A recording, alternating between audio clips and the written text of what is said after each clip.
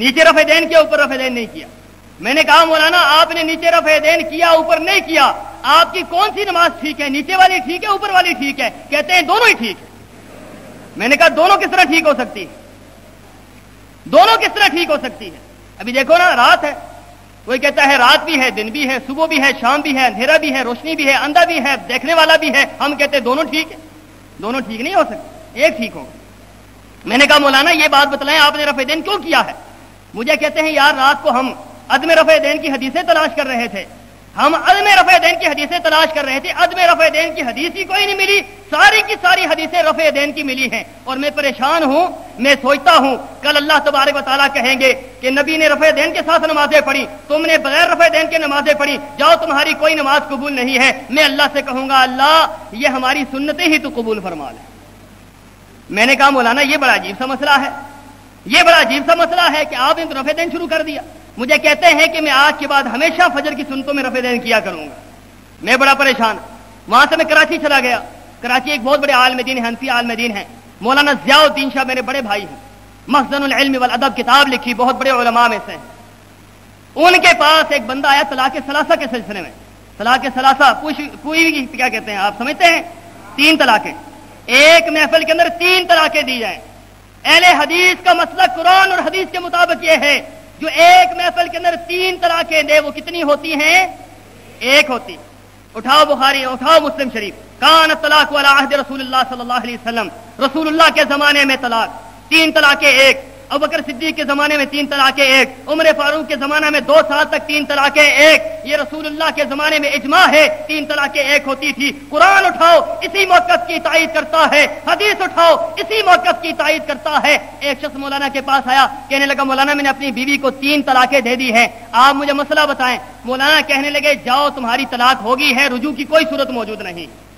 دیوبندی عالم دین ہے, کہتے رجوع کی کوئی صورت موجود ہے. میں اس سے پہلے سمجھتا تھا کہ ہمارے ہاں معاشرے کے اندر 3 گروہ ہیں. ایک اہل حدیث ہے جو کہتے ہیں ایک محفل کے اندر 3 طلاق دیں تو وہ کتنی ہوتی ہیں؟ 1. دیوبندی کہتے ہیں ایک محفل کے اندر 3 طلاقیں دیں وہ کتنی ہوتی ہیں؟ 3. رجوع کی کوئی صورت موجود نہیں ہے.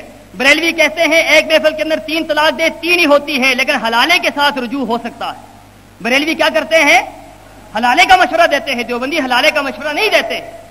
یہ ہمارا نظریت. میں مولانا کے پاس بیٹھا ہوں, میں نے کہا مولانا اس بندے کو مسئلہ بتائیں. تو مولانا کہنے لگے اس بندے کو, کہتے ہیں بھائی جاؤ تیرا کوئی مسئلہ حل نہیں ہے, تیری بیوی طلاق ہوگی, جاؤ چلے جاؤ.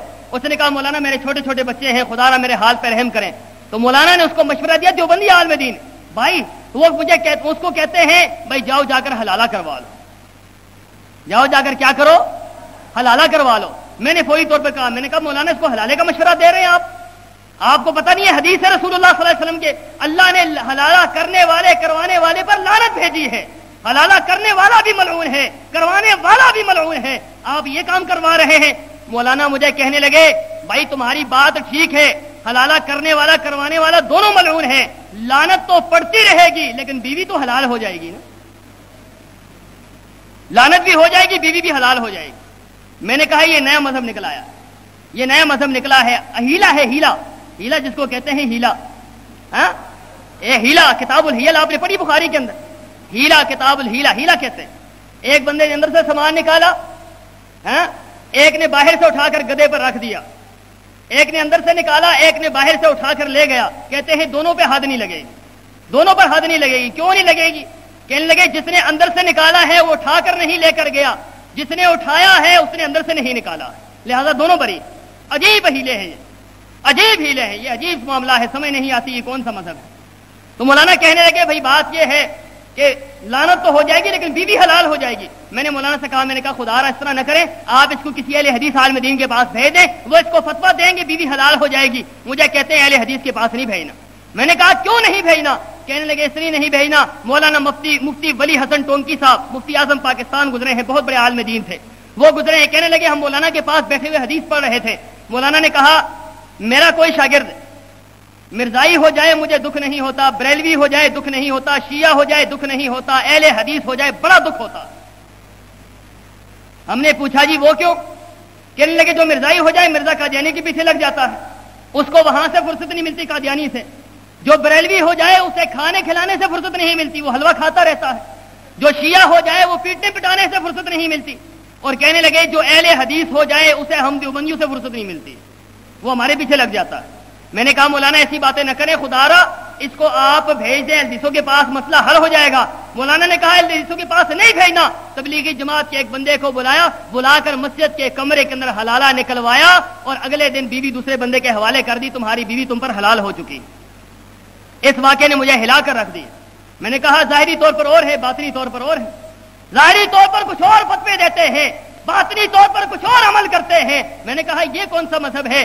اسی دوران تحقیق کے دوران میں نے تفسیر پڑھی، مولانا مفتی زر ولی خان صاحب کراچی احسن العلوم والے، گلشن اقبال کے اندر بہت بڑا مدرسہ ہے احسن العلوم، مولانا مفتی زر ولی خان صاحب، ان کے پاس ہم نے تفسیر پڑھی۔ مولانا تفسیر پڑھا رہے ہیں تو مولانا کو کسی بندے نے سوال لکھ کر بھیجا، مولانا کو بھیجا کہ بھائی آپ تقلید ائمہ اربعہ کو قرآن سے ثابت کریں۔ مولانا نے کہا ہاں میں تقلید ائمہ اربعہ کو قرآن سے ثابت کروں گا۔ مولانا نے دلیل دی قرآن سے تقلید ائمہ اربعہ کی، آپ حیران ہوں گے سن کر۔ مولانا نے کیا دلیل دی؟ مولانا کہتے ہیں سورہ قیامہ کے اندر اللہ نے فرمایا ہے اولا لک فاولا ثم اولا لک فاولا، یہ 4 جگہ اولا لک آتا ہے۔ کہنے لگے پہلے اولا لک سے مراد حنفی، دوسرے سے مالکی، تیسرے سے شافعی، چوتھے سے حنبلی۔ کہنے لگے 4 ائمہ کو میں نے قرآن سے ثابت کر دیا۔ یہ شیخ القرآن ہے، یہ شیخ القرآن ہے۔ یہ کون سی تفسیر ہے قرآن کی؟ یہ کون سے قرآن کی تفسیر ہے؟ یحرفون الکلم عن مواضعہ، رب کعبہ کی قسم ہے یہ قرآن کو اس کے حروف سے ہٹا کر پیش کرنا ہے، یہ تحریف بالمعنی ہے، قرآن کے اندر تحریف ہے، رب کعبہ کی قسم ہے یہ تحریف کرنے والے اللہ کے ہاں مجرم ہوں گے۔ یہ قرآن کی تفسیر بیان کی۔ میں نے کہا مولانا یہ بڑی عجیب سی بات ہے، اس واقعے نے مجھے ہلا کر رکھ دیا۔ اس کے بعد ہم پڑھ رہے تھے بخاری شریف پڑھ رہے تھے، دوران تحقیق بخاری پڑھ رہے تھے حنفی عالم دین کے پاس یہاں پنڈی کے اندر، تو حدیث آئی رسول اللہ صلی اللہ علیہ وسلم کی کہ بچے کو اٹھا کر نبی صلی اللہ علیہ وسلم نے نماز پڑھائی ابی امامہ کو اٹھا کر۔ کس کو اٹھا کر نماز پڑھائی؟ ابی امامہ اپنی نواسی کو اٹھا کر نماز پڑھائی۔ وہ کہتے ہیں کہ ہمارے مسلک کے مطابق جو شخص اپنے بچے کو اٹھا کر نماز پڑھتا ہے اس کی نماز نہیں ہوتی، حنفی مسلک کے مطابق۔ دور مختار کے اندر، رد المختار کے اندر، فتاوی شامی سب کتابوں کے اندر لکھا ہے کہ انسان کے بچے کو اٹھا کر نماز پڑھے نماز نہیں ہوتی۔ میں نے کہا حدیث کے اندر نبی نے نماز پڑھی ہے، مجھے یہ بتلاؤ نبی کی نماز ہوئی ہے یا نہیں ہوئی؟ نبی کی نماز ہوئی ہے یا نہیں ہوئی پہلے یہ بتلاؤ۔ کہنے لگے نبی کی بات کو چھوڑو، ہمارے مسلک کے مطابق جو اپنے بچے کو اٹھا کر نماز پڑھتا ہے اس کی نماز نہیں ہوتی۔ میں اٹھا کر لے آیا در مختار، میں نے کہا اس کے اندر لکھا ہوا ہے کتے کے بچے کو اٹھا کر آپ نماز پڑھے تو نماز ہو جاتی۔ میں نے کہا یہ کیا ہے؟ انسان کے بچے کو اٹھا کر پڑھے نماز نہیں ہوتی، کتے کے بچے کو اٹھا کر پڑھے نماز ہو جاتی ہے، یہ کیا ہے؟ کہنے لگے مولانا کے الفاظ ہیں، کہنے لگے ہاں ہمارے مسلک کے مطابق کتے کے بچے کو اٹھا کر نماز پڑھے نماز ہو جاتی ہے، انسان کے بچے کو اٹھا کر پڑھے تو نماز نہیں ہوتی۔ میں حیران رہ گیا اس بات سے، پریشانی کے انتہا نہ رہی۔ میں نے کہا مولانا اس کے اندر باقاعدہ آداب لکھے ہوئے ہیں، آداب، کتے کے بچے کو اٹھا کر نماز پڑھنے کے آداب لکھے ہیں۔ کہا کہ جب کتے کے بچے کو اٹھا کر آپ نماز پڑھیں اس کا منہ باندھ لیں، اس کا منہ باندھ لیں۔ میں نے کہا حضرت یہ منہ باندھنے کی منطق کیا ہے؟ منہ کیوں باندھے اس کتے کے بچے کا؟ تو کہنے لگے اس لیے ہمارے فقہا نے یہ حکم دیا ہے کہ کتے کو ہمیشہ منہ چاٹنے کی عادت ہوتی ہے، نماز میں یہ کام نہ شروع کر دے گا، لہذا اس کا منہ باندھ کر نماز پڑھے۔ میں نے مولانا سے کہا، میں نے کہا یہ عجیب مذہب ہے، یہ عجیب مذہب ہے، ہمیں یہ مذہب سمجھ نہیں آ رہا۔ حدیث کہتی ہے نبی نماز پڑھا رہا ہے، آپ کہتے ہیں نبی کی، آپ کہتے ہیں یہ نماز نہیں ہوتی، اور دوسری طرف آپ نجس چیز کو اٹھا کر نماز پڑھا رہے ہیں اور آپ کہتے ہیں یہ نماز ہو جاتی ہے۔ میں نے مولانا سے کہا، میں نے کہا اس مسئلے کا حل مجھے بتلائیں۔ مولانا کے پاس اس مسئلے کا کوئی حل موجود نہیں تھا۔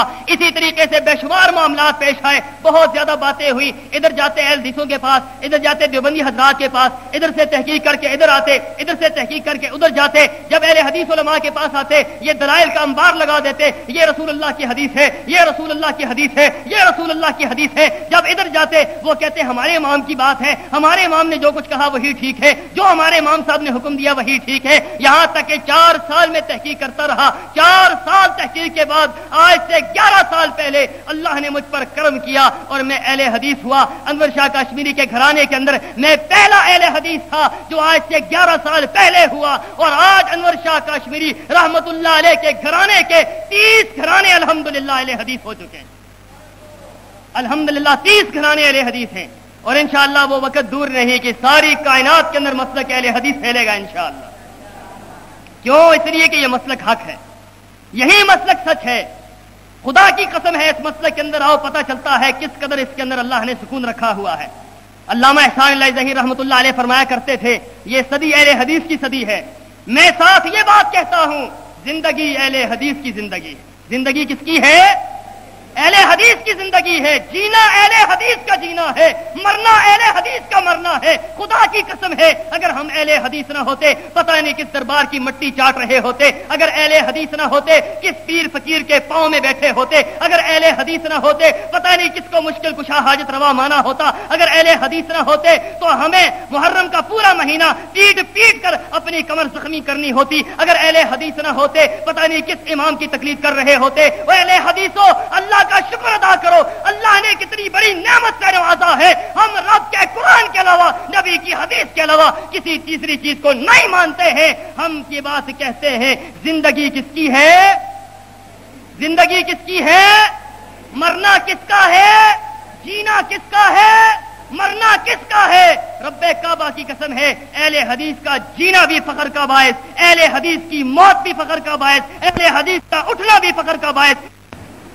حدیث کا مصداق اہل حدیث ہے. نبی کے زمانے سے اہل حدیث چلے بغیر تعطل کے قیامت تک انشاءاللہ اہل حدیث قائم رہیں گے انشاءاللہ.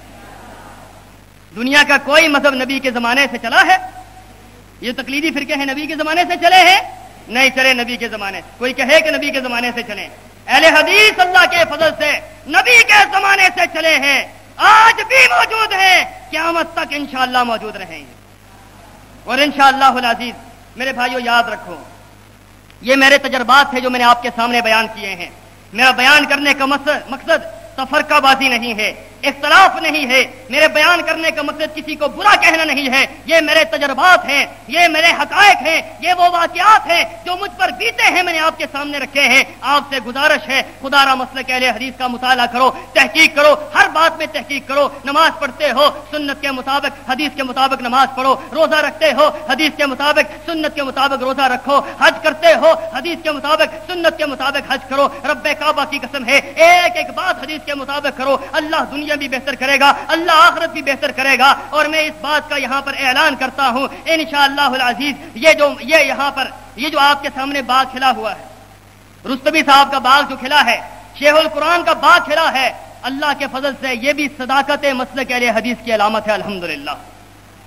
مولانا سے بھی بات ہو رہی تھی کہ ہم 1 سال آگے پیچھے اہل حدیث ہوئے, 1 سال آگے پیچھے. مولانا کے بارے میں جب مجھے پتا چلا مولانا اہل حدیث ہوئے, میں اہل حدیث نہیں تھا, میں اہل حدیث نہیں تھا, تو دیوبندی علماء کے ہاں صفے ماتم بچ گئی تھی کہ مولانا اہل حدیث ہو گئے. اللہ کے فضل سے یہ ہمارے مسلک کی سچائی ہے, صداقت ہے. اللہ کے فضل سے جو سچ ہوتا ہے وہ غالب ہوتا ہے, جو سچ ہوتا ہے وہ بڑھتا چلا جاتا ہے, جو سچ ہوتا ہے وہ ہمیشہ قائم رہتا ہے. رب کعبہ کی قسم ہے مسلک اہل حدیث کائنات کا سب سے بڑا سچ ہے. الحمدللہ قائم تھا, قائم ہے, قائم رہے گا. نہ مٹا ہے, نہ مٹا سکا ہے, نہ مٹے گا, قیامت تک قائم رہے گا. اللہ کے فضل سے آپ اس مسلک کے لیے محنت کریں, اس مسلک کے لیے اپنا تن من دھن لٹا دیں, اس مسلک کی آبیاری کے لیے اپنے آپ کو وقف کریں. آپ علماء کی جماعت میں کل شامل ہوں گے, جتنا ہو سکتا ہے اس مسلک کے بارے میں بیان کریں, لوگوں کو بتلائیں کہ حق کیا ہوتا ہے, سچ کیا ہوتا ہے, باطل کیا ہوتا ہے, حق کیا ہوتا ہے, صحیح کیا ہوتا ہے, غلط کیا ہوتا ہے. یہ لوگوں کے سامنے رکھیں. اللہ کے فضل و کرم سے وہ وقت دور نہیں ہے جب دنیا کے اوپر اللہ کے فضل سے اگر کوئی مسلک نظر آئے گا تو انشاءاللہ اہل حدیث کا مسلک نظر آئے گا. اللہ مجھے اور آپ کو عمل کی توفیق عطا فرمائے. سبحان ربک رب العزت عما یصفون وسلام علی المرسلین.